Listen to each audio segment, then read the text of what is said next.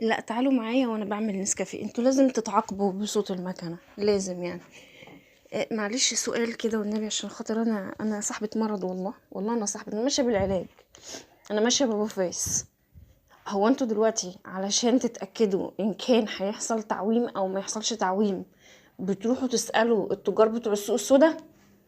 يعني بتروحوا لتاجر السوق السودا تسالوه يا باشا هو في تعويم ولا مفيش تعويم؟ وطبعا المفروض ان ده راجل ما شاء الله عليه حرامي قد الدنيا وشغال في الحرام وشغال في المال الحرام، فاكيد هيبقى عنده ضمير ويقول لكم الحقيقه، مش كده؟ هيقول لكم لا الحقيقه مفيش تعويم يا جماعه عشان احنا شويه حراميه ولا كلب. يعني انا لازم اخلص ضميري، انا راجل حرامي بس عندي ضمير، ده منتهى الدونت ميكس اللي في الكوكب يعني. عشان اعرف ان كان سعر الذهب هينزل ولا مش هينزل بروح للصاغه، بروح لتاجر الذهب اللي هو اساسا مسعر الذهب على رقم زائف حتى ما تواجدش في السوق السوداء، مسعره على 61 جنيه لكل دولار، وشاري مخزون اساسا بالسعر ده، وعارف ان سعر الذهب هينزل فلازم يصرفه باي شكل عشان خاطر الخسائر عنده ما تتفاقمش.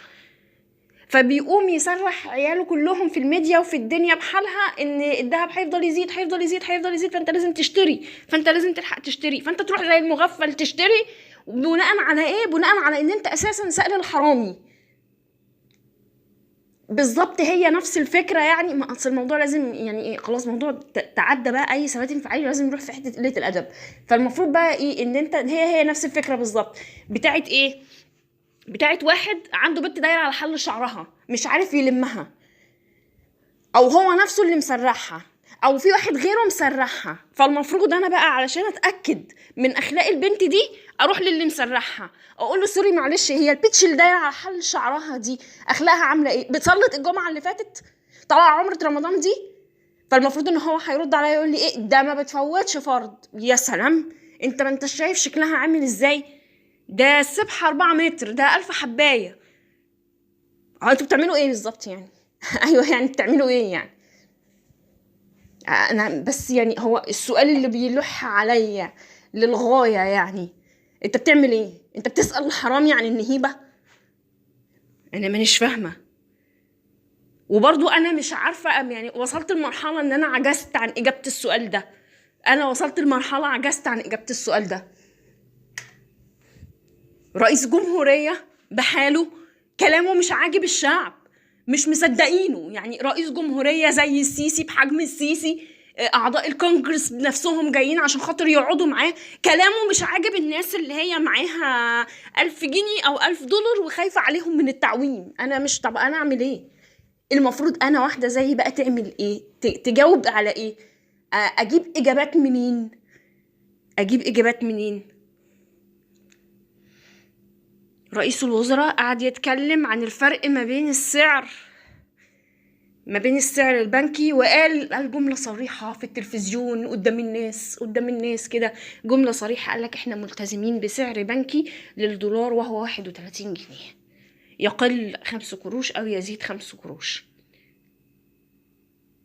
او ما انا اقول له معلش والله انت كرئيس وزراء وانت كأن انت الراجل اللي مدورها ده، كلامك ما يخشش ذمتي، وانا هروح اسال الراجل بتاع السوق السوداء انت بكره هتعمل ايه يا حبيبي، فهو هيقول لي بكره انا هعوم. فانا اسف انا مش هصدقك انت بقى كرئيس وزراء. انا بقى هطلع اجدع من الاتنين دول مثلا؟ انا هطلع اجدع منهم؟ بص عشان انا خلاص والله جبت بعد اخري بشارع في الموضوع ده، انا السؤال ده مش هجاوب عليه خالص، انا السؤال ده انا مش هجاوب عليه خالص، ولو شفته هحذفه وهحذر صاحبه، عشان انا لازم احافظ على سلامي الاجتماعي شويه. انا وصلت لمرحله المهدئات، سلامي الاجتماعي، سلامي النفسي. انا وصلت لمرحله المهدئات، وصلت لمرحله الميلاتونين في النوم وبتاع. غير ان انا عماله بطلع من حاجه بخش بحاجه، ده بسبب نقص المناعه. نقص المناعه دي بتبقى مشاكل ضغوطات نفسيه. فانا جماعه اللي عايز يصدق ان في تعويم الدولار هيبقى ب 3000 جنيه، تمام حلوين كده انتوا، وهيتسحب الفلوس البنكنوت من مصر، وهنتعامل من اول بعد بكره بالشيكل، هنمشي الشيكل بقى عمله رسميه، او هنلغي الجنيه خالص وهنمشي الزلوط. الرحمه، الرحمه على نفسكم، مش عليا، انا مش متضرره بحاجه، انا بصرف باليورو، بقبض يورو بصرف يورو، لما باجي بحول لاهلي بحوله يورو، فانا مش متضرره من حاجه.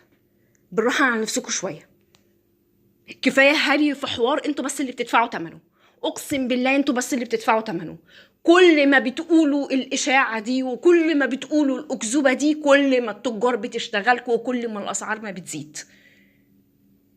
انا عمري ما شفت شعب 100 مليون بيتكلم في اكذوبه واحده، انا عمري ما شفت كده. وعمالين نناهد وعمالين نتكلم وعمالين نقول وما ينفعش ومش هيحصل، وانا بعمل كذا وعندي مصارف لكذا وعندي وسائل لكذا وعندي كذا، ولا حياة لمن تنادي. انا مش هجاوب على سؤال التعويم والدولار ده تاني، انا هحافظ على صحتي، ده حقي. اوكي، الله يكرمكم، اللي عايز يصدق ان في تعويم يصدق، مفيش مشاكل. اتفرجوا بقى على ابو شاي وابو قهوه وابو اي حد، الناس دي تمام زي الفل، تابعوهم. الناس دي حلوه، اللي هي بتقوم الحرب 3 مرات في اليوم، ومصر بتطلع تضرب اليمن، ومصر بتطلع تضرب السودان، ومصر مش عارف بتعمل ايه، واسرائيل دخلت طنطا. اتفرجوا على حاجه، انتوا بتحبوا العباسيات دي، اتفرجوا عليهم مفيش مشاكل. اللي عايز يصدق ان الدولار هيوصل 100 جنيه حتى، يكشي يوصل 1000 جنيه في السوق السوداء. انا ما بشتغلش على كوكايين، انا واحده بتتعامل مع بنوك، وانا عندي البنك بيقول لي 31 جنيه وانا ماشيه الصراحه مع 31 جنيه. انت راجل بتاع كوكايين، دي مشكلتك، ما تجيش تحملني المشكله. اللي عايز يصدق اي حاجه من هنا ورايح يصدقها، اتفقنا؟ علشان خلاص انا بقى مش هعلي على رئيس الوزراء الصراحه، يعني انا مش هعلي عليه ولا هعلي على رئيس الجمهوريه، ولا عندي معلومه اكتر من المعلومات اللي عندهم. انا عندي المعلومات اللي عندهم اللي هم بيشتغلوا عليها. فلو حضرتك شايف ان التاجر بتاع السوق السوداء عنده معلومه اقوى، حبيبي مع الف سلامه روح للتاجر، مفيش مشاكل. لو شايف ان تاجر الذهب اللي اساسا مبوظ السوق الخارجي في الشراء هو راجل صادق وعنده حق، تمام، روح اشتروا ذهب، مفيش اي مشكله، والدنيا هتبقى حلوه وتمام. ما تجوش تعيطوا بعد كده، ما حدش يجي يعيط بعد كده.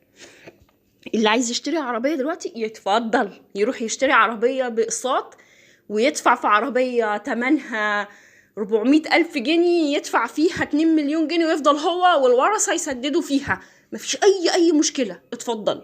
اللي عايز يعمل حاجه، انتوا كبار يا جماعه، مسؤولين ما شاء الله، فوق 21 سنه، يعني تعرفوا تتجوزوا وتخلفوا وعارفين الفرخه بتيجي الاول ولا البيضه، اتفضلوا مفيش اي مشاكل. بس سؤال التعويم امتى ده، او هيحصل تعويم امتى، او في تعويم، او تجار السوق السوداء بيقولوا تعويم، اصل تجار الذهب بيقولوا تعويم، اصل تجار النسوان بيقولوا تعويم، انا مش هجاوب على السؤال ده تاني خلاص، مش هجاوب.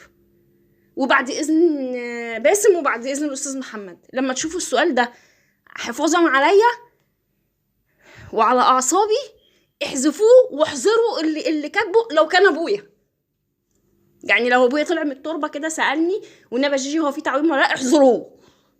اوكي، السلام عليكم.